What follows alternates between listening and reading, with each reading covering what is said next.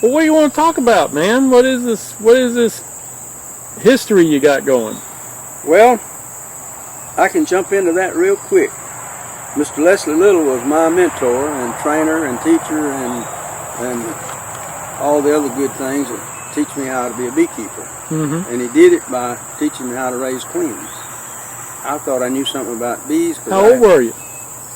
It was in 72, so I guess I was born in 36, so 36, 40 to 70 is 30, so I was about 35 years old, I guess, at that time.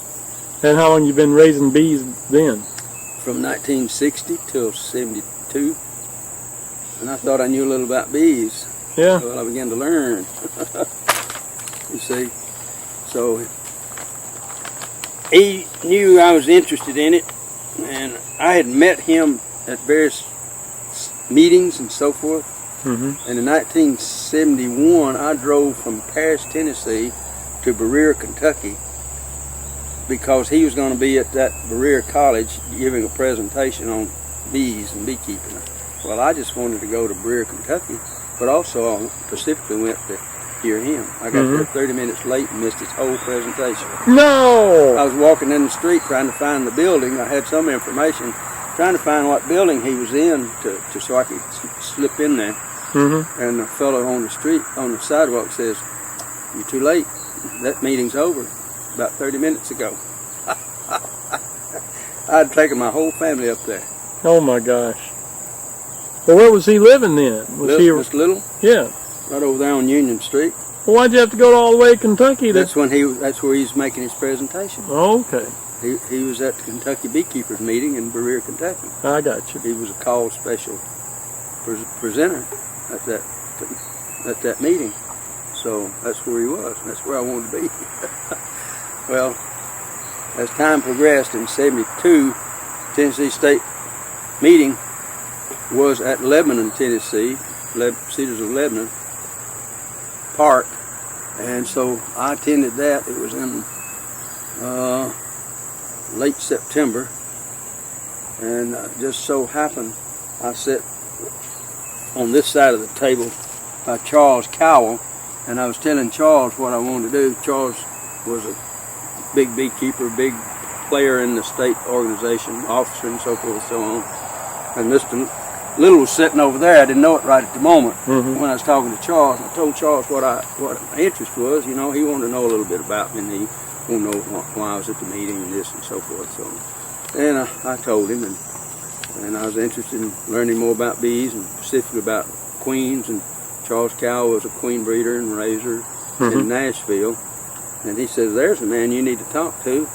He's going to be he lives in Shelbyville, Tennessee." And I had told him I was going to move to Shelbyville because that's where my job was transferring me to. So I knew all that already. I'd been to Shelbyville here, I don't know, several different little occasions, getting oriented to the new job and meeting some of the people I'd be working with. And we were it was in the organizational stage, and so I was here for that. And meeting Mr. Little capped it off. I didn't have any qualms about it. They were going to tentatively talk to me about moving to Columbia, but moved here. So that tied in with Mr. Little. I didn't tell them I was moving here from Mr. Little. My employment, I didn't tell them that. But that's what were you doing then? Working for the Tennessee Valley Authority. And that was connected with the Normandy Dam out here. And so that's... Were they building it then? Yeah, right in the stage of building it. Finished it in 76. Closed the gates in 76 and started impoundment. Wow. Yeah. I didn't know we was going to get eat mosquitoes. We may have to just go in the house. You want to? It's up to you. Yeah, they're gonna wear us out. All right. We'll move in there. Yeah, let's just do that before we have to fight it too much more. All right. Shuttle to show. So it's going to get dark on us anyway. That'll be closer to the apple juice. Apple juice is good. So you're talking about Mr. Little. Yes, sir. And meeting him in 72. Yes, sir. And you came in to work TVA.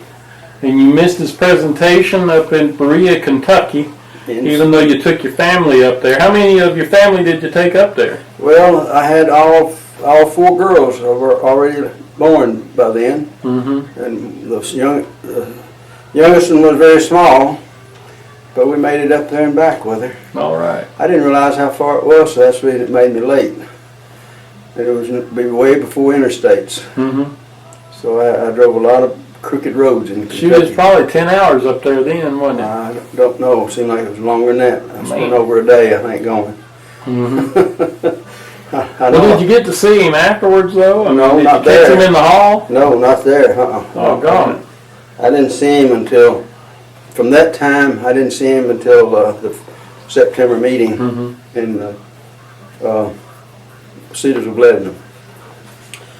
But to just give you a little background on Mr. Little, of course, he was a young fellow in 1923, and he was working for a queen producer over in Spring Hill, Tennessee. And that means that he was working with his queen breeder. I don't know how many years he actually worked with him, but a few. Hi, Miss Holcombe. Hello. Yeah. Now, who was that breeder? A Davis Queen Company. I don't know what his first name was. Yeah, this Mr. Davis was obviously raising and shipping queens.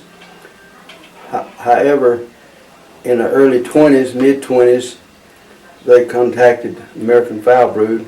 It wiped them out, so he went out of business, never did go back in. Mr. Little was a young fellow, and he salvaged some of those bees from that operation, even though they were diseased. And he worked with them and build up his operation later. Of course, he couldn't do any good there for a while because it was just touch and go with bees, so he had to get a better job to survive. So he went to DuPont in Nashville and worked for DuPont for a few years. He wasn't satisfied, he said, and just had to get back into bees. So he wound up moving to Shelbyville. He was just two doors from the hospital and skip and hop over to Willamette Cemetery at that time. He used to tell that. He says, I live close enough to the hospital to get treatment, and I live close enough to the graveyard to just fall in. He also brought his bees to Shelbyville, and that's when he set up Little's apiaries and started increasing his bee size, bee population, bee colonies, and started raising queens. Now, what was his first name again? Leslie H. Leslie, okay. Leslie H. Little. I gotcha. Yeah. So he started teaching me how to raise queens, how to graft, how to do this, minute details that I talked about the other night, everything put together. I spent 2 years coming in from work and doing my bee work in the afternoon, come in the house and call him on the telephone and talk to him for an hour or so. Right then, when I moved here, I moved 12 colonies to Shelbyville from Paris, Tennessee, because my job had moved me around. I lived at various places from Alabama through Tennessee, worked in Mississippi, worked in Kentucky, worked in western North Carolina and North Georgia, across part of Alabama at that time. Finally settled here and worked with the Normandy Dam, Columbia Dam, which finally faded away. So they never built it. But I just kept trudging along here with his guidance, and my girls fell in here. I lassoed them and put a bee bonnet on them. And What about Miss Holcombe? it was after the girls was really ingrained in it, and then they started going to college, and then they started leaving home, and, and after they all left, she just picked up Well, she was helping I was a on little. then, I was doing the mailing. You was helping a little along this time. I was doing the mailing. Well, Mailing all the queens? mailing out the queens, I keeping the went to post books. office many a time with 50 queens, getting them off and rushing to make the mail. Well, she was doing all that, but then when the girls left, she still did that and came out and did the smoking and record Mm-hmm. bookwork, pencil and paper with me. There was a lot of data keeping with that too, wasn't there? Oh, if we hadn't kept records, we couldn't have known anything about what's what going queen on. went to go to. We wasted a lot of time. No, we pretty well perfected that and got it to where I could go to whatever nuke was there that had a laying queen in it. Didn't waste any time. If I wanted a laying queen, I'd go to that particular nuke, catch it out. Mm-hmm. And you got to just keep up with it, and you got to do it rain or shine. Certain things of it, you can put a few things off, but some things you just can't put off. If we didn't need to catch queens, of course we could delay them if they were in that nuke. But if we had cells to go out, we need to get the queens out to have room for the cells to go.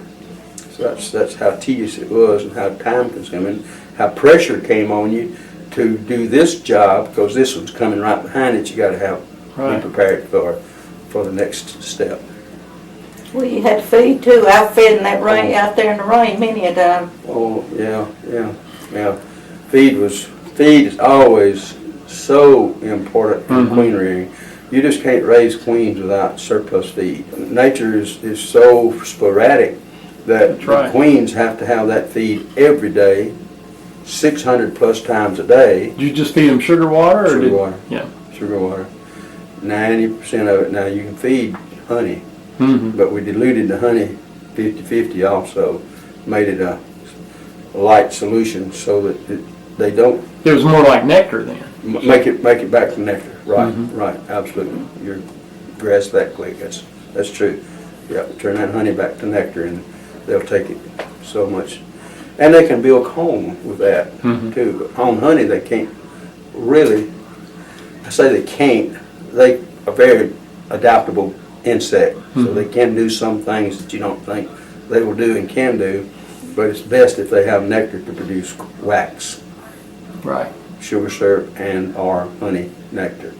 Well, how long did you work with Mr. Little then? I worked with him from 72 when I got acquainted with him. We drew the contract in 73 and for 5 years, and we said in 5 years, he said, it's time for renewal. Do you want to draw a new one or a different one? I said, I'm reasonably satisfied. If you can keep answering my questions, I'm more than satisfied. He said, well, what did you do? Did you just give him a cut of the queens, or what was the contract involved? I bought his queen operation out and his clients. I got you. That's how that part was. But then we do the contractual agreement. Beyond that I would do certain works. He had the honey operation. Mm-hmm. He had all the honey equipment, and I could come there and extract my honey, and then I would furnish him queens when he needed queens,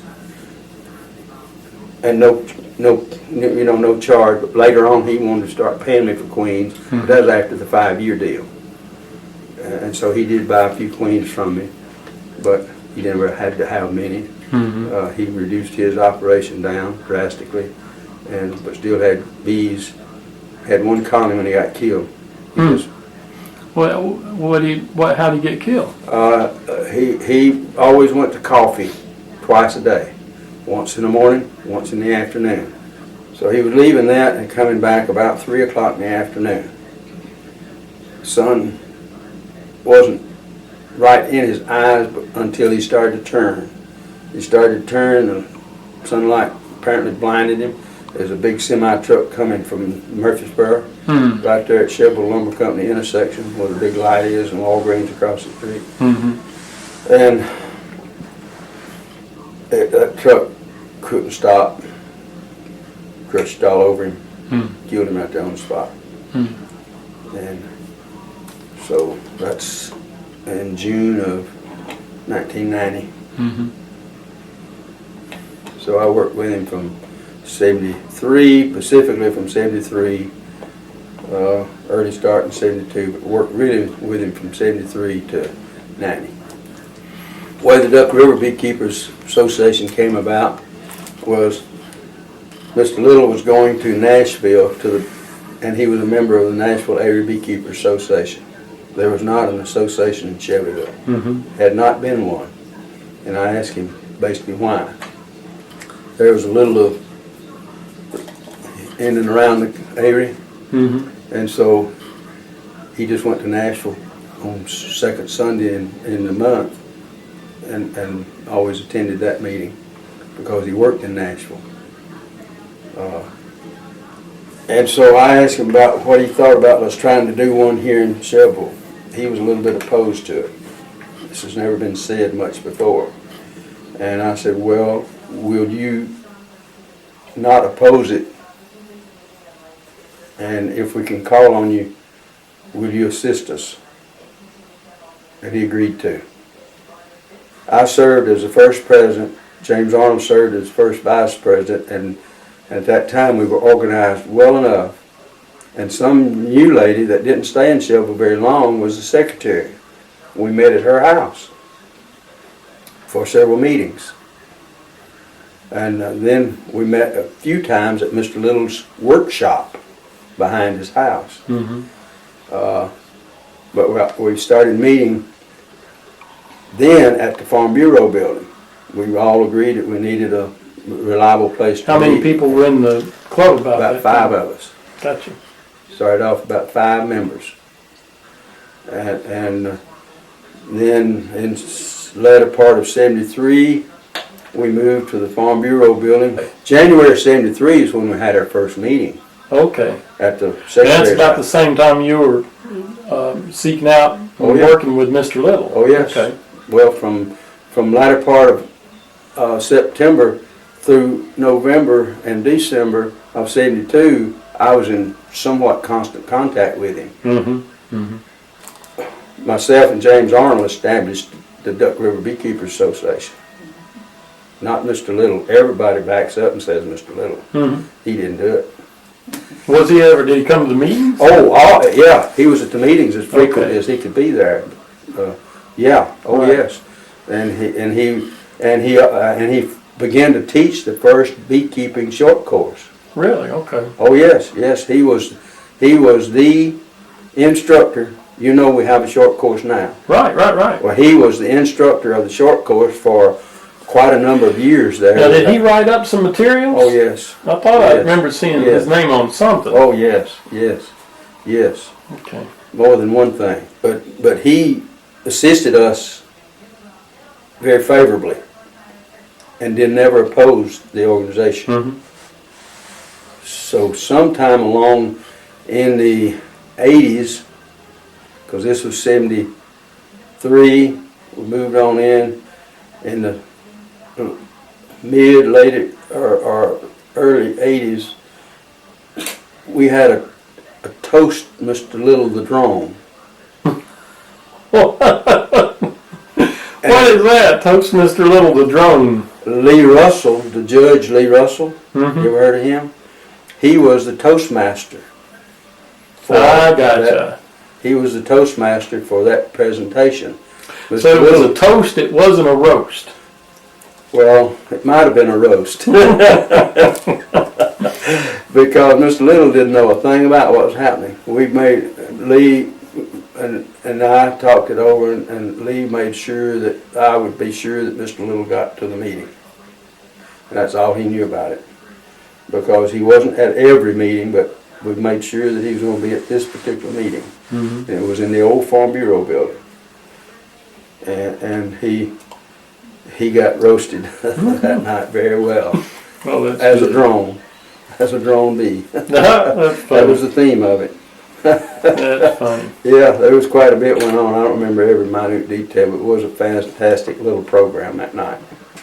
I just got to give as much credit as I possibly can to Mr. Little, because he's the one that really got me into queenry and hung with me when everything wasn't as pleasant as it could have been, because I had a full-time job. I had to come and go, and he helped me quite. That's tough to do with a full-time job, man. Absolutely, it's Well, tough. queen rearing is a full-time job. It is. So he had some help to me from time to time, because I would say I've got to be gone for a whole week on my job. He said, I'll take care of it. Okay. I knew I didn't have to tell him anything, and he knew, so I didn't have to tell him when to come, when to do. I just had to give him my record when my last graft was and what hives they were in. Because I had my hive numbered, I just wrote that down for him and walked away. And how long did you work for TVA, or are you still working? No, I worked for him 33 years, and I retired in 95. 95. So then you kind of full-time beekeeper after 95, or before then? Well, I wasn't full-time because I still had my job from 72 but you were to full-time, 95. part-time, full-time, Full-time. kind of two jobs. I was two jobs because 1980, August the 1st, 1980, I had a heart operation, and I came back out of that. At that time, they didn't release you the next day. Right. So I stayed in the hospital 10 days. And, of course, that meant my bees was, when I woke up after surgery, my wife and my oldest daughter was there, and they didn't want to talk about it much, but I asked them about the queens and operation, because I had told them to close it down, but when I still had the presence of good mind. And so I said, start closing the queen yard down.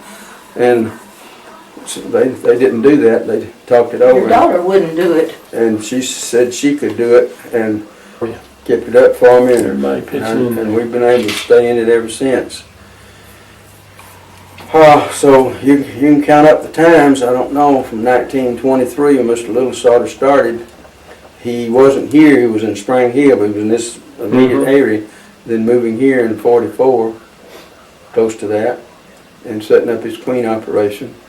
So we've been raised, queens have been raised in here, and from 46 for sure, probably 45, because he had to get moved in. So from roughly 45 to 19 and I'm at 2014, there's been some kind of bee operation within the stone's throw of the hospital. Wow. Mr. Little that side and me this side. Anybody going to take it over in this area now? No. Think he's going to move to Triune? He's already bought my breeding stock and moved it up there in the 13 and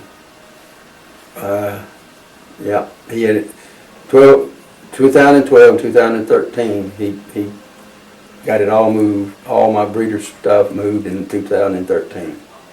Well, how did it go for you from all the time that you had it?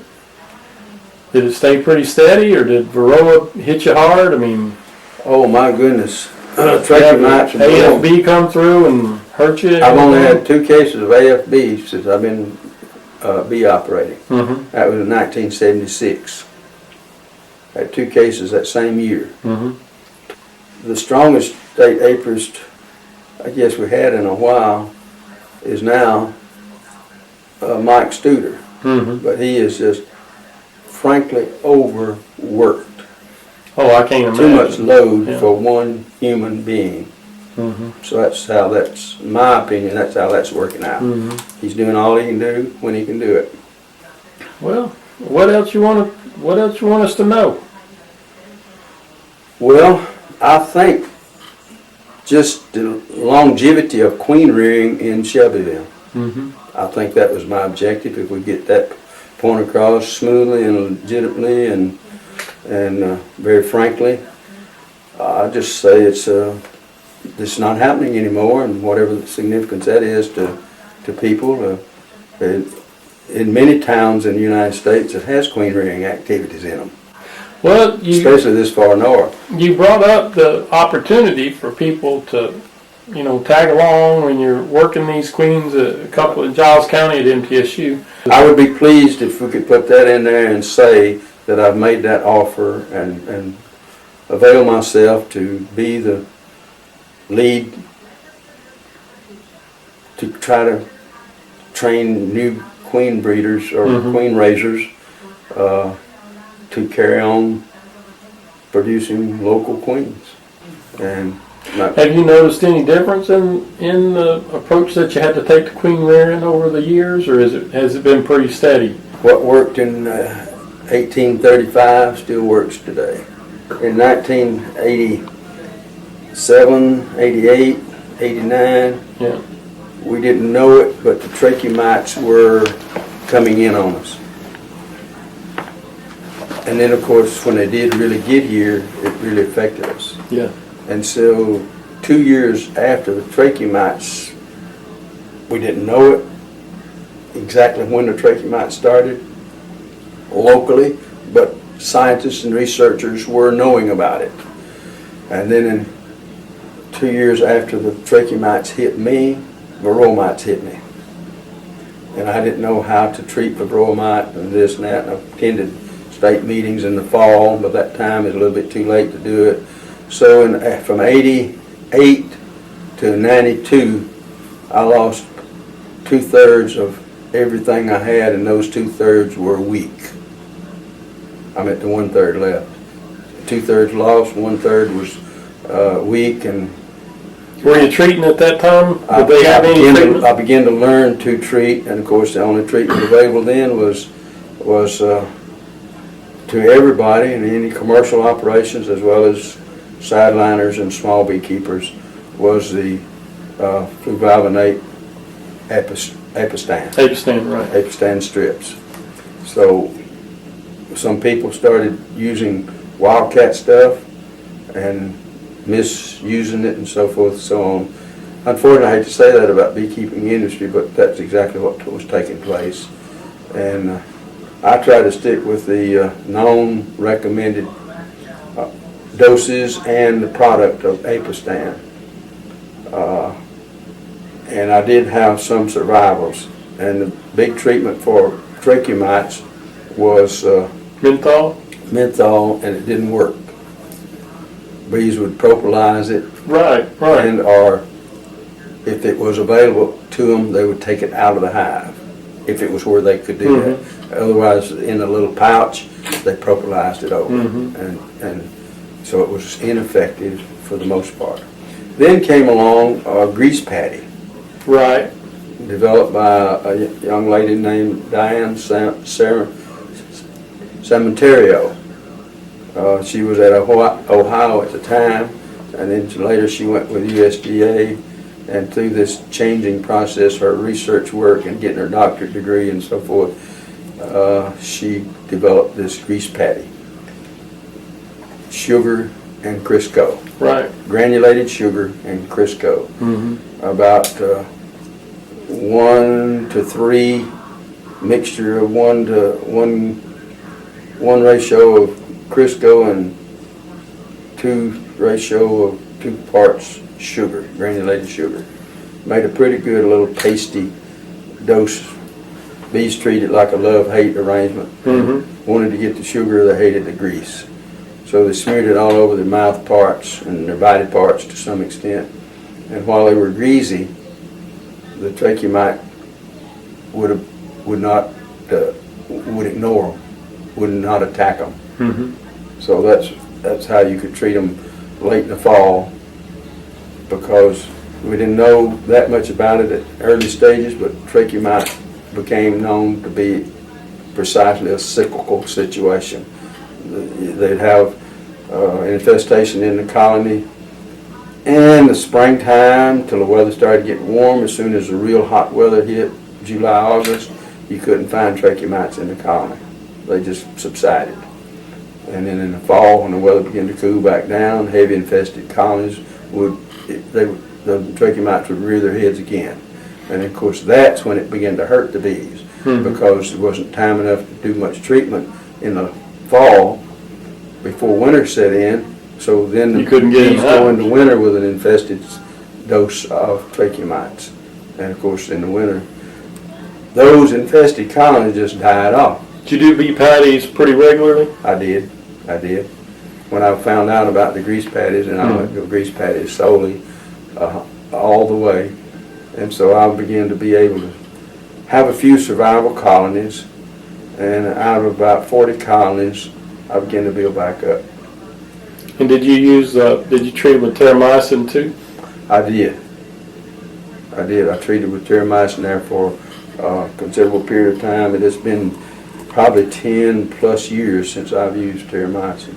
But you continued with the grease patties? No, I stopped grease patties as well. Okay. Well, did you just pull off all medication for a while?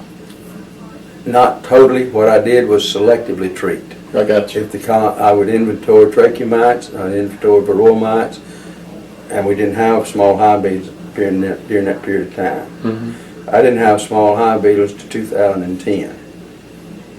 They were around. Yeah. Fortunately, it didn't hit me till 2010.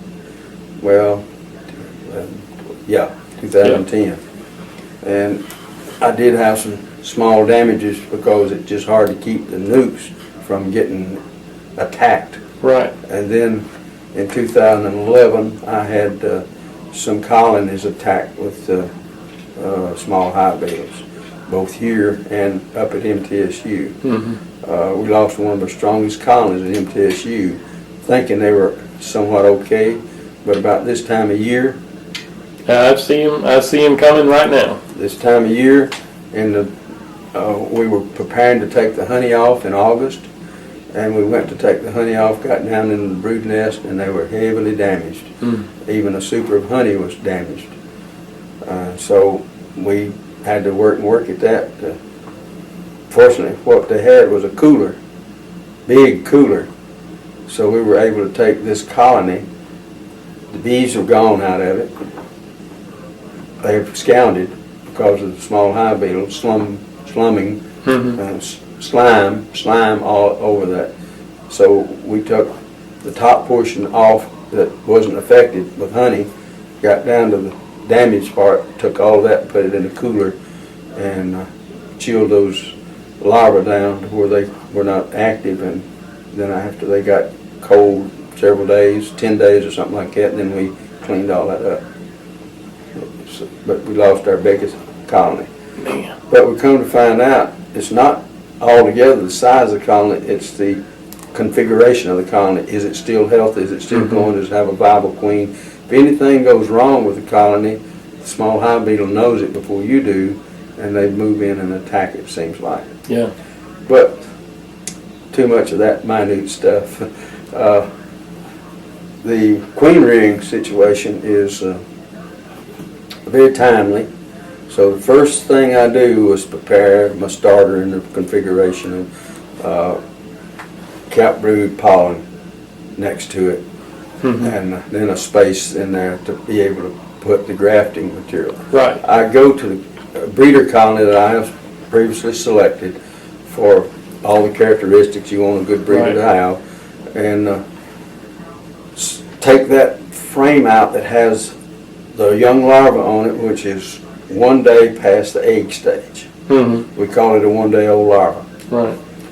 Manually transfer it by using a little needle spoon, we call it, a grafting spoon, grafting needle, whatever you prefer to call it, but it just scoops that little larva out without damaging it. It has to be a very smooth spoon, very sleek and smooth, and transfer that over into the queen cup.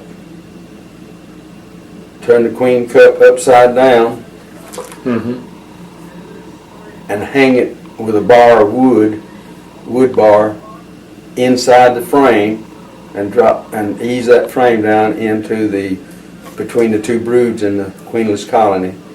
Leave it 24 hours. Take it out and observe it to see whether or not the bees fitted that larva during that period of time. And if they did, that's a good take. You call that a good Do they start putting jelly in it right away like that? Yeah. Because they recognize it's queen-shaped cell? They'll start within minutes feeding that larva, because you've transferred it into a bigger cup and turned upside down. That's two physical moves. A larger cup and it upside down, because they always pull the queen cells upside down. Right. Off the comb. Right. So the queen hangs just like that. Right. And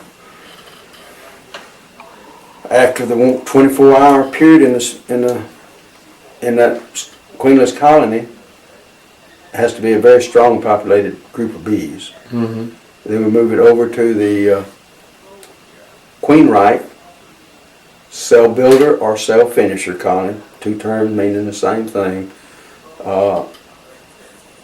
transfer all the good larva ticks over to that unit, still on the stick, hanging on the same frame, same configuration frame, hangs into the between two uncapped broods in the cell finisher. Okay. Make a difference of the cap in the starter versus uncapped, because the uncapped will attract nurse bees up to it, and it's fine if they're feeding other larvae, because that's good. They're right there to feed the queen. And they distinguish between queen larvae because it's already started. So these bees are very easily, quickly distinguished between worker larvae and queen larvae, and so they will just keep feeding that queen larva slower and with more deliberation than the starter will, because the starter is an emergency situation. All we want them to do is to pump a lot of queen right food into that cell, queen cell, to get a start boost, get a quick boost to them. But we want them to slow down and finish them in a very methodic, precise situation, without an emergency attack to it. And that's the reason you transfer it. And that's what those cell builder finishers do, because they have a queen below. They know that, so they just take their time and process it, because it's already started. All they have to do is just repeatedly feed it until it's capped over. Cell will cap in about 8 days, and then from that time on, that cell gets no more food. But as I mentioned the other night, I'll have 3 ages, different ages of cells in that one. I have lower cell, bar, young. Next age is in the middle, older age is at the top. So I have to manually rotate that or move it up as age progresses, and always put the young stuff on the bottom. Next age, older age, and then in 9 days, those older age are materially ripe enough to move out in 9 days. You don't want them totally ripe, because they hatch out once they merge out. You want to get them ready and then put them with your nuke. Right. You'll put them in at least a day before you expect them to emerge, because you want them to fully emerge from their cocoon in the nuke box with the And that bees. nuke box you prep how many days beforehand as a queenless hive? As a queenless hive, 1 day at least. You can do it 2 days, you can do it 3 days. And how far away do you set them from the original colony? Pardon? How far away do you set that Mile nuke? and a half. Mile and a half. So. At least a mile and a half away from the original colonies. So you have to have out yards to support your queen yard. Right. Because you bring those bees in. You only have to do that 1 time a year if you don't have a weather situation that knocks the heads off of them, freezes them or something of that nature. You may have to go back and supplement those or remake. Sometimes I've had to go back and remake my nukes because of weather conditions. But if everything works good, then you don't have to rework those nukes, because you leave a queen in there long enough to lay enough brood that 21 days later you got young bees coming off, maturing, and repopulate that, continue to populate that nuke box. Now, and so then you've got the nuke, you got bees, you can sell the nuke, or no bees, or new hive. But when you're selling queens, you grab those queens out of that 8th day, they're ready to hatch. You got to wait for them to hatch and then put them in there with some nurse bees, right? Well, they will hatch in the nuke box with their nurse bees. I got you. You want that cell in there to let the queen emerge in her bees. Right. Those become her bees before she emerges from that cocoon. And do you just keep rotating her out? So you're going to mail her off. You got to go back. You'll catch her out when she's laying. 14 days. Some people like to leave them till they're lay a full 21-day cycle, but I didn't do that. I caught my queens out when they were laying a good brood pattern, when they were laying a good egg pattern, and if I saw that sufficiently, I would catch that queen oftentimes I go by and inspect to know which queens I'm going to catch out. Mm-hmm. That's double work, but you go and inspect and find out which queens you're going to catch, and you know whether you got 20 queens you can catch. You know if you got 20 sales to put out. If you got 30 sales, you're either going to lose them, or you have to make you up some more nukes, or you're going to catch queens that are laying. So what I did was just try to guesstimate, pre-program what cells I grafted 10 days ago, and then inspect those and see if they're there and laying or to be laying. Or in 10 days I could always tell if they were mated or not mated. And so then I would know over the season about how many. So I never had a lot of wasted cells. Mm-hmm. I pretty well programmed it where I would have pretty close. I always wanted a few more cells, obviously, Mm-hmm. than the ones that would be replaced by the queens there, because, hey, you got another nuke over here that went queenless, and you don't have a thing to do with that unless you got a cell to go in it. So you bar brood and take over the queenless nuke, rejuvenate it, put a cell in it, and make it productive. Mm-hmm. Otherwise you lose it. So I was very efficient in operating my queen yard. Kept good records, and I didn't let a nuke sit there and go bad. And so I was taught by Mr. Little that you could be that efficient. How many years do you think it took you to learn that efficiency? Well, I got the significance of the importance of it in the first 5 years. Mm-hmm. That's a long time. So I guess I felt pretty comfortable after 5 years working with him. That's the reason we didn't feel like it was necessary to draw a new contract. He says, "Are you okay with it?" And I said, "Yes." We shook hands. About 22, 23 years total I was with him. And so I'd say first 5 years was, hey, stick by the rules, stick by the policies. And then after that, well, he was able to say to me, he had confidence in me doing it, and we neither one felt like writing another contract. We just shook hands and went on. I didn't call him quite as often as I did because he said, you might be calling me too much. I want to watch my ball game. I want to watch baseball. Yeah, good luck with that. It seems like there'd be a lot of grants right now to help support queen rearing with, the colony collapse disorder and the decimation of our bee colonies. But Well, I don't know what's going to happen out of this presidential directive to give the farmers more aid, but beekeepers are named in that, and the beekeepers can draw on that. It was mentioned at this EAS conference up there, but then I asked a GAO officer who was there at the conference, government something or other, whatever her title is, and she didn't know it. She just shook her head. I don't know anything about it. what took you to Belarus? Well, I was at some kind of bee conference. I don't know which one it was. They had somebody there that was with the agricultural aid programs with the U.S. Department of Agriculture. And they had a little table there, and they had a little leaflets. This was about 1992 or 3. And I picked one up, brought it back, read it, looked it over, asked a few questions, had a little conversation with the person tending the table. And I had an interest in that. I had an interest since college about doing something. I didn't know what I wanted to do, but something. And so this gave me an opportunity to explore it a little bit more. So I had a call to come to Columbus, Ohio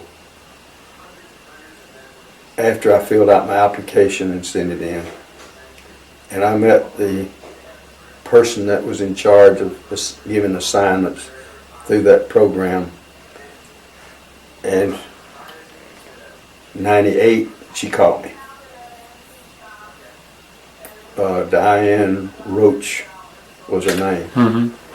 And she said, would I be willing to go to Belarus, knowing that have never heard of Belarus. And I said, what do you know, she described to me what she wanted me to do. And at that time, I was raising rabbits and bees. Mm-hmm. So she said, would you go and do a rabbit project for us to do value-added product? In other words, don't lose anything about a rabbit. You know, pigs, you've heard this little joke about pork, haven't you?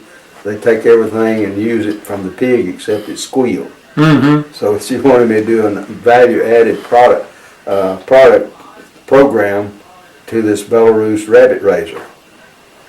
The Belarus rabbit raiser had contacted them, said they'd like to have somebody come and do this with them and so forth. So she asked me what about rabbits. Since I was raising rabbits, I was also at the Columbus, Ohio rabbit show when I actually went over and visited her at her office. Of course, I talked about rabbits like going out your ear, you know, blah, blah, blah, blah. I really gave her the lowdown on rabbit raising in the show. Then she literally called me after that and said, would you go to Belarus and do this rabbit project? Yes, yes. So I did. And the gentleman that was in charge of the USDA aid office in Belarus was from Scottsville, Kentucky. Mm-hmm. And he was a pretty good sized fellow and so forth, but he was a very gentle kind of person. And he asked me while I was there, would I be willing to come back if he got a request for somebody to help with the honey bees.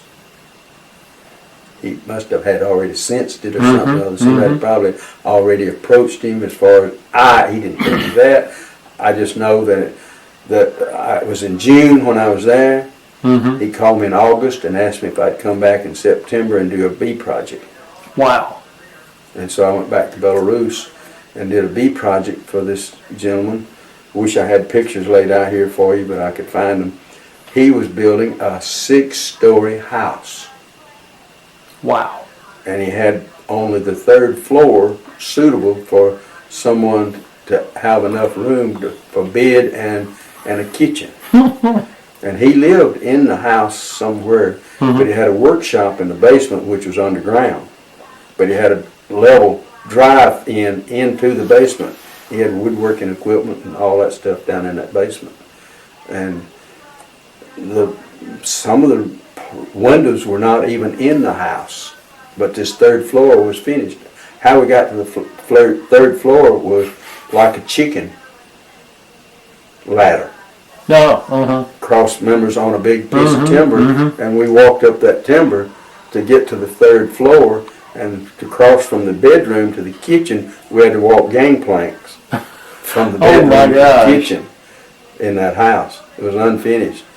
But he was something in the Marines, a program with a maritime person with the Belarus shipping. And he was into bees. And he had lots of money, and he was building and building, and he was in bees. He had about 40-something colonies of bees sitting out there, Russian-style equipment, and he wanted to know how to keep them from dying through the winter. So I go there in September. It's too late to do things to improve them or get them more ready to go into winter. It's done. And so, yeah, right. But he did request some medication for his for the bees in the way of varroa He sensed he had varroa and varroa problems, so I took some fluvalinate strips, Apistan, to him and furnished that for him, because that's what Hugh Brown from Scottsville, the U.S. man, that's what he asked me to bring him. And he said, if you can bring that and come and be here in September, so and certain date, we'll arrange everything. If you tell me that's the date you can come. Because I think there was a story about that. So there I went back to bees, and then somebody else got a hold of my bee thing, and so the next thing I knew, I had another bee trip, and then soon after that I had another bee trip, and so forth. So I went from Belarus to, I forgot now exactly which country, but I know one trip was Croatia. Another trip was Ukraine. Another trip was Azerbaijan. 3 times to Azerbaijan. And were all these just bee maintenance trips or Bee queen teaching. rearing? Azerbaijan, first trip was queen rearing, specifically. But I had to get involved with the gentleman. He was a young man, early 30s, but he still had a wife and a daughter who was 8 years old and a son was 6 years old. And that family lived with his parents. So there was the older parents and then the family living in the same house.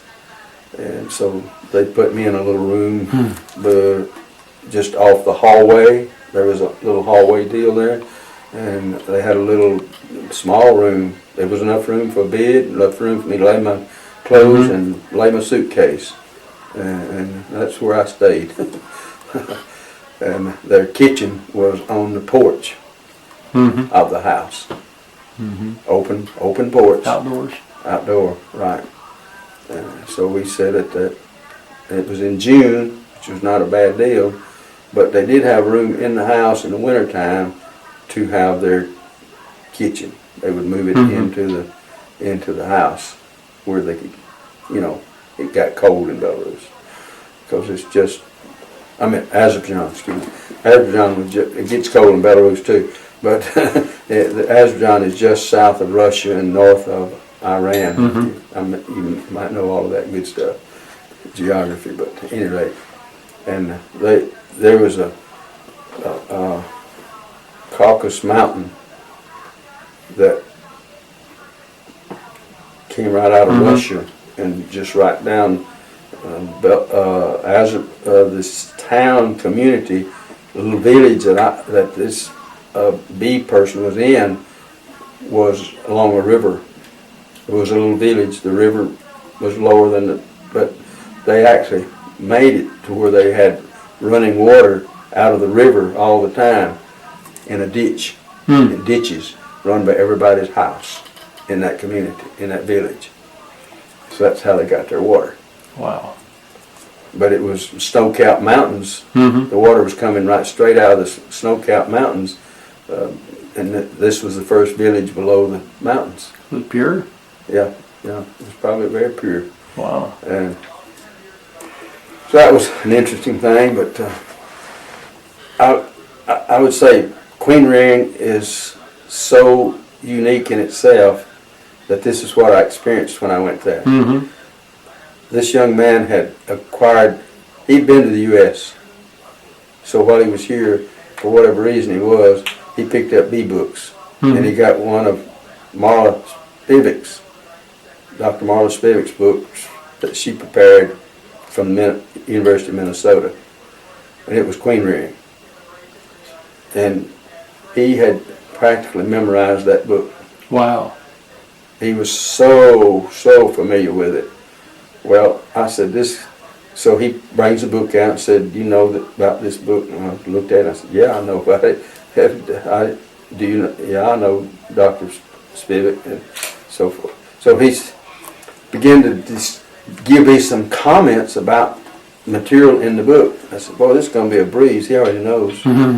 There's nothing to this. We're all right." Well, we had a long discussion at his kitchen table. Well, okay. Now it's time to go out in the bees. So we go out in the bees, and he asked me we talked about the starter, we talked about the finishers. Okay, let's set up a starter. I want to graft tomorrow. Okay, well and good. Now let's at the same time, let's set the cell builder up, because then we won't have to do that tomorrow while we're doing this, making sure we're doing the graft and so forth. So we'll have those two jobs out of the way. Okay, we set the starter up, and try to set the cell builder up, he gets confused. So we don't get it done. We don't get it done that day. Uh-oh. But we do get the graft done and on. And so now, what are we going to do with this graft? So I have to work at real hard with him to get him convinced that we've got to set the cell builder up if we don't want to lose the work we've done on the cells. Okay. I said, you remember how we did so and so? And I said, you just set it up like, you know, I know you know how to set it up. I'll be here with you. You said, he literally could not do it. Well, he'd never done it before. He'd read about it. Before, But there's a big difference in having that academic knowledge and having that practical experience. And I've run into that with many persons I'm trying to teach, not just queen rearing, beekeeping. Beekeeping.